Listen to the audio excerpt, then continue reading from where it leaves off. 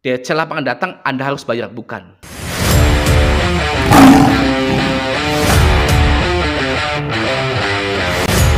Jadi prinsipnya, siapapun yang bermain dengan pinjol, pasti suatu saat nanti mereka tidak akan mampu lagi untuk membayar. Ya, itu sudah paten. Ya, itu harus dipahami. Itu prinsip. Oke, itu prinsipnya. Nah, prinsip yang kedua, waktu dan tekanan. Oke, pinjol legal rasa ilegal yang menjebak Anda di lingkaran depresi. Ya, uku, isi cash, watas, singa, dan lain-lain. Tenor 14 hari, bunga melebihi ketentuan OJK, penagihan mengintimidasi. Ya, itu adalah sistem. Oke, sistem untuk menjaga agar Anda terus memakai pinjaman online, bermain dengan pinjaman online, menjadi budak hutang pinjaman online. Ya, waktu dan tekanan adalah sistem yang dipakai para pinjaman online untuk terus menjalankan bisnisnya, mendapatkan keuntungan dan berpesta di bawah tangisan dan kesengsaraan nasabahnya. Ya, kita analogikan bekerja di suatu perusahaan.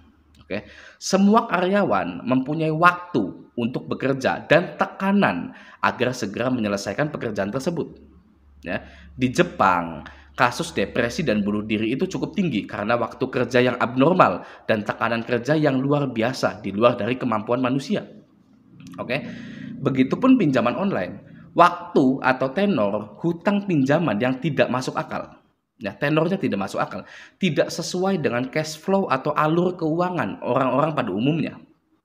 Ya, rata-rata orang akan mendapatkan pemasukan di tanggal 25 atau akhir bulan. Ya, dan pemasukannya hanya satu itu saja. Oke, tidak ada yang lain.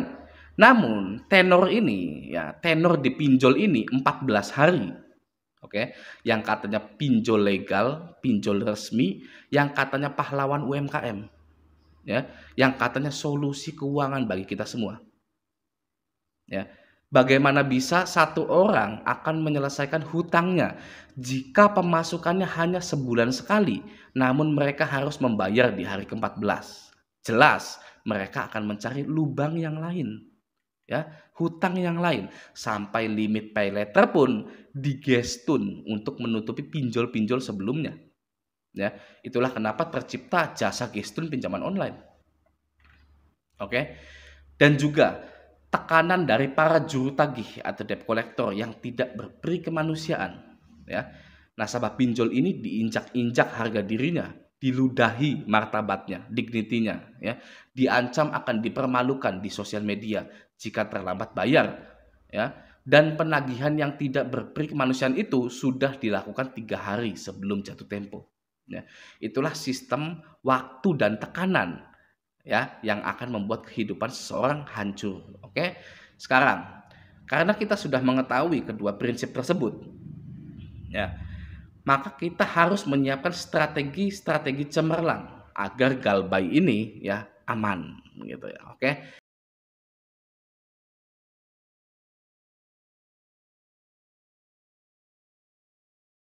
strategi yang pertama, ya, dengarkan baik-baik. Strategi yang pertama, OJK tidak pernah mengeluarkan aturan dan pasal-pasal untuk nasabah pinjaman online. Anda harus tahu itu. Ya, OJK tidak pernah mengeluarkan pasal-pasal untuk kita semua. Ya, OJK hanya mengeluarkan pasal-pasal dan aturan untuk perusahaan pinjaman online-nya. Oke, tidak ada pasal OJK yang mengatur nasabah wajib membayar hutang pinjaman online-nya. Tidak ada sama sekali. Oke, Anda silakan cek.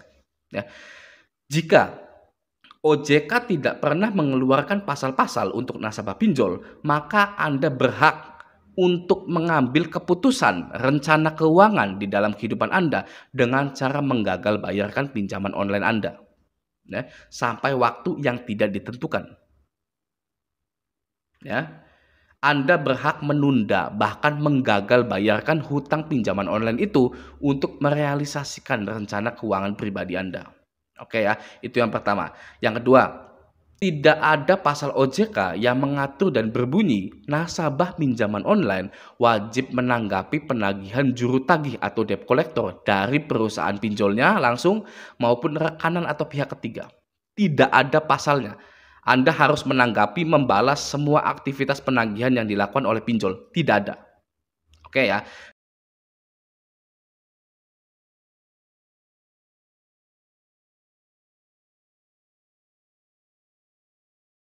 Jika seperti itu, maka Anda berhak untuk mengganti nomor Anda, oke, dan mengabaikan penagihan yang masuk sebagai cara untuk memfokuskan diri Anda pada rencana keuangan pribadi Anda, ya. Yang mana kita tahu wacananya di tahun 2023 akan krisis ekonomi. Oke ya, diingat ya, mengganti nomor dan mengabaikan penagihan dari pinjaman online bukanlah pelanggaran dan boleh Anda lakukan karena tidak ada pasal-pasal dan aturannya dari OJK. Oke ya, itu yang kedua. Sekarang yang ketiga, tidak ada pasal-pasal OJK yang mewajibkan kita para nasabah ini untuk melakukan perpanjangan hutang dengan cara membayar perpanjangan beserta uang adminnya yang tidak masuk akal. Ya, jadi kita berhak menolak semua solusi, ya, solusi semu yang ditawarkan oleh DC-DC pinjol. Ya, kita tidak perlu memperpanjang hutang kita dengan cara membayar uang admin, uang perpanjangan. Oke, ya.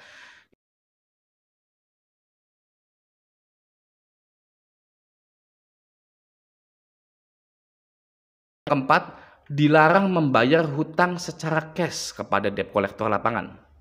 Ya, yang keempat ini, dilarang membayar hutang secara cash kepada debt collector lapangan. Jika Anda didatangi oleh debt collector lapangan pinjaman online, jangan pernah bayar secara cash kepada debt collector lapangan pinjol itu. Ya, karena Anda berhutang ke perusahaan finansial teknologi. Oke, dan prosesnya pun online. Sama juga dengan Kredivo, HCI, Aku Laku. Ya, proses pengajuannya online, bayarnya pun online. Oke, tidak ada cash. Ya, lalu debt collector lapangan pinjol hanya boleh mengingatkan dan memberikan surat penagihan. Ya, itu pun harus resmi. Ya, debt collector lapangan wajib dilengkapi dengan atribut-atribut profesinya seperti KTP, ID card, sertifikat penagihan yang dikeluarkan oleh SPPI. Ya, jika tidak ada, maka Anda wajib menolak kehadiran DC itu. Ya, dan juga OJK tidak pernah mengeluarkan aturan di mana Anda harus wajib bayar ke DC lapangan pinjol. Tidak ada aturannya. Ya, tidak ada pasal-pasal OJK. Anda boleh, Anda wajib membayar secara cash, tidak ada. Ya, karena mungkin ya kita semua tahu DC lapangan pinjol pun banyak yang tidak amanah, banyak yang membawa kabur uang tagihan-tagihan nasabahnya, gitu. Oke. Jadi ketika Anda didatangi oleh penagih hutang dari fintech atau pinjol, Anda tidak perlu membayar kepada DC lapangan itu. Nah, ini mindset yang salah. DC lapangan datang, Anda harus bayar, bukan. Oke. Ketika Anda didatangi oleh penagih hutang dari fintech, ya, dari pinjol, Anda tidak perlu membayar kepada DC lapangan itu dan Anda tidak melanggar hukum apapun. Oke, makanya ketika Anda didatangi oleh DC lapangan pinjol, Anda tidak perlu menyiapkan maupun membayar uang apapun kepada DC itu.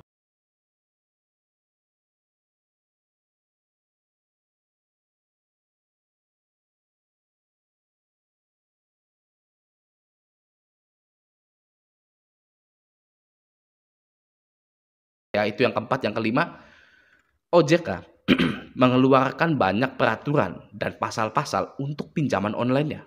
Ya, bukan kita. Salah satunya, jika peminjam atau nasabah sudah 90 hari tidak membayar hutangnya, maka hutang itu hangus. Ingat ya, hangus ya.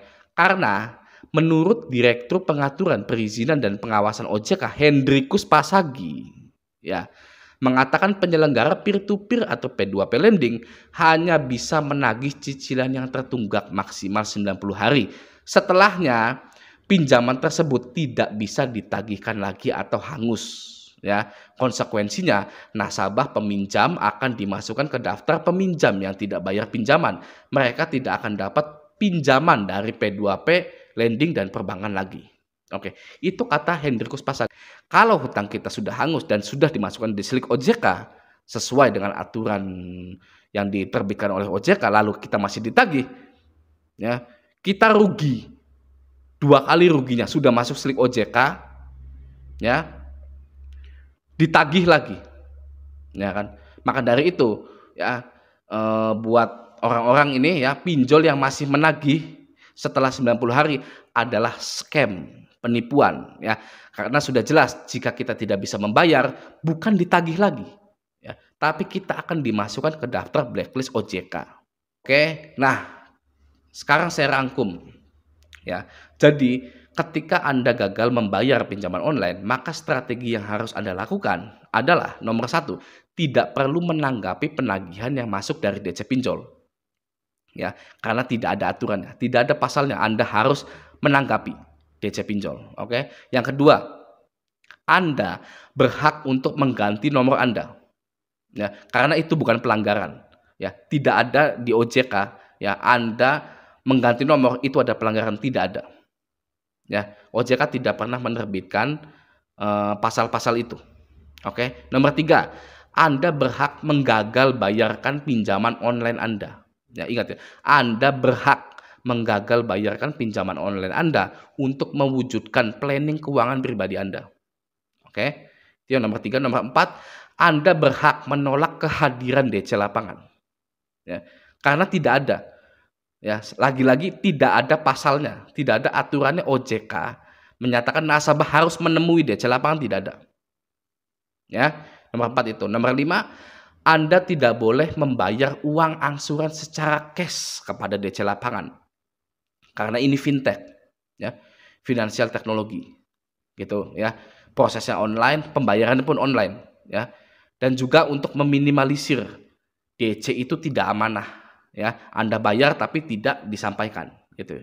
Itu nomor 5 ya. Anda tidak boleh membayar uang angsuran secara cash kepada DC lapangan. Oke. Nomor 6, Anda perlu membroadcast semua kontak atau kondar Anda jika terjadinya penyebaran data yang dilakukan oleh pihak pinjol dengan alasan pencurian data. Oke. Dan membroadcast 2 kali dengan nomor yang berbeda, mengatasnamakan perusahaan pinjaman online tersebut yang meminta maaf karena adanya kesalahan sistem administrasi dan pencurian data. Gitu ya, yang sudah saya bahas di video sebelum-sebelumnya. Oke ya. Dan juga yang terakhir, Anda tidak sendirian gitu ya. Anda itu galbay itu tidak sendirian. Oke. YouTuber hiburan sangat banyak. YouTuber prank ya, yang ngeprank itu sangat banyak sekali. YouTuber cover musik sangat banyak. Oke. Namun YouTuber pinjol yang membahas tentang galbay hanya hitungan jari saja. Ya. Namun bukan berarti tidak ada yang galbay. Oke, yang ada hanyalah orang yang belum sempat untuk menyuarakan atau menggaungkan gagal bayar pinjaman online. Ya, oke ya. Semoga video ini membantu. Sampai jumpa di video selanjutnya.